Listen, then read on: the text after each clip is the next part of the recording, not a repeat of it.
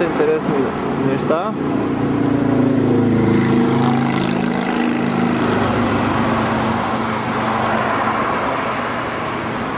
Този балон горе на върха е метеорологичната станция.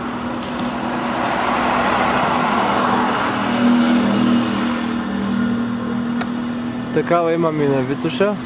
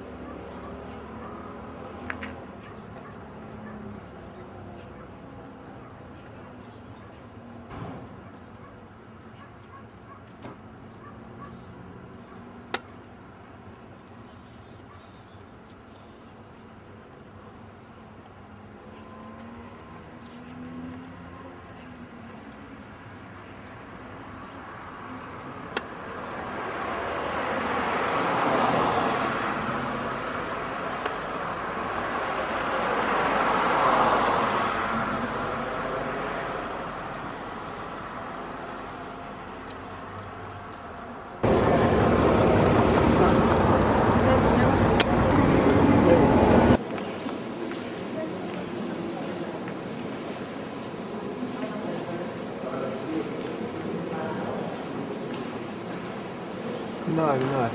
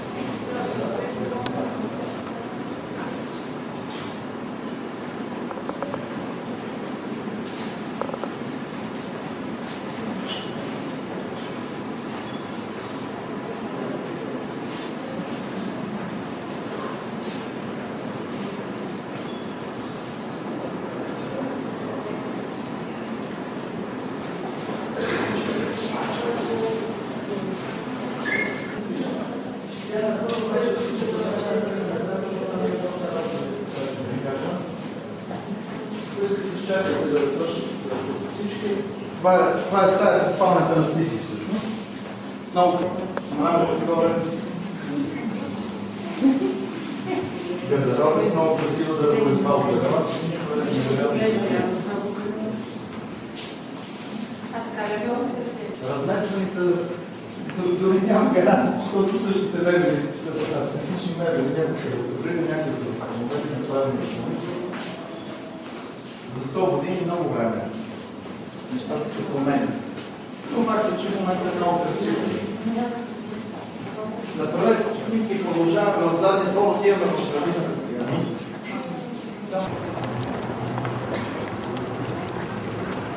Тук е много красиво.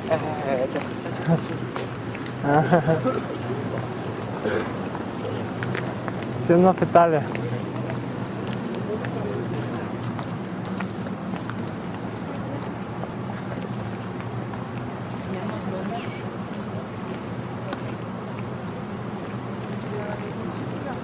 Да, или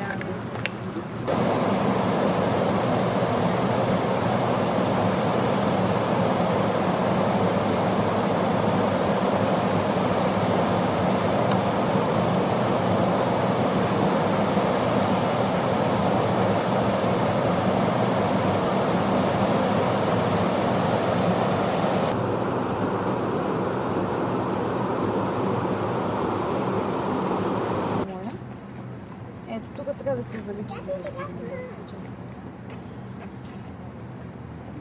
Нагоре като дигаш, ще си влезе на стън. Тук понеже е по-малко. Можете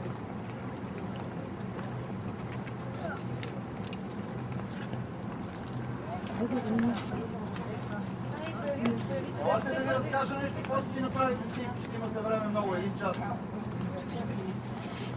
На това място е бил паметника на умиращия Ахил. Ранени. Да снимате, може да се снима през прозорец. Аз съм правил няколко пъти тази снимка, излиза добре. Пред нас има едно малко шадраванче. В шадраванчето е един друг герой от гръцката митология. Това е Арион, който за малко да се удави, но го спасява един делфин. Виждате делфина как се уви около него. Над него, отзад на пиедестала, това е върху гърба на Сатир се качил малкият Дионис с гроздето и отдолу го носи Сатир. Други интересни фигури, които може да видите в дясно, това са двама борци пред схватка, двете бронзови фигури и под тях вече отдолу мраморната статуя, покрай която минахте. Това е статуята на умиращия Ахил. Тая статуя е била докарана от Сиси по нареждане на Сиси и е била поставена на мястото, където в момента е статуята на Ахил победителя, а в последствие нарежда кайзера на Германия, когато купуват двореца, нарежда да се премести тук статуята и там вече е поставена новата статуя. Качвайки се по стълбите долу видяхте статуята в дясно, в градинката се виждаше на Хайне, известен германски поет. Пред нас виждате постамент или как го кажем, мраморна пейка. Това е така наречения кът на сълзите. Защо така се нарича? Когато си разбира, че синът е убит или е умрял, или е загинал, или се самоубил, тя тук седи с часове на това място и плаче за загубата на сина си. А отгоре над нея имало една тента, върху която са били увисени няколко арфи.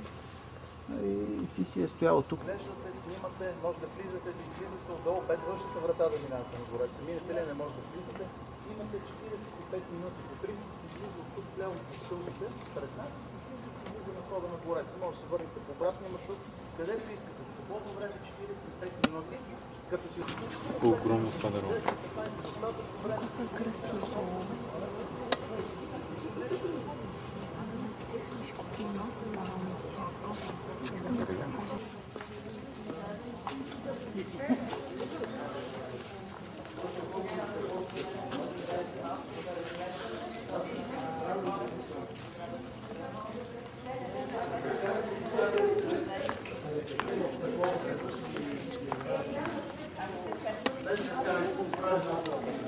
Що не снимаш?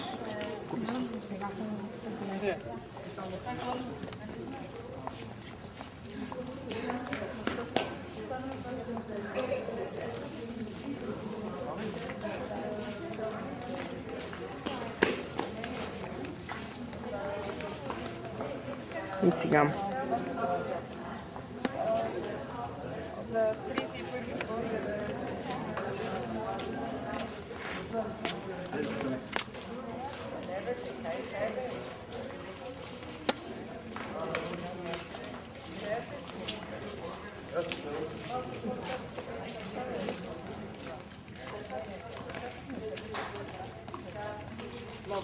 Барните леди ще маше така да помниш.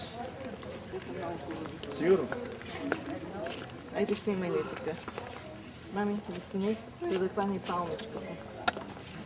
Айде. Виждат. Е тук пред това бе,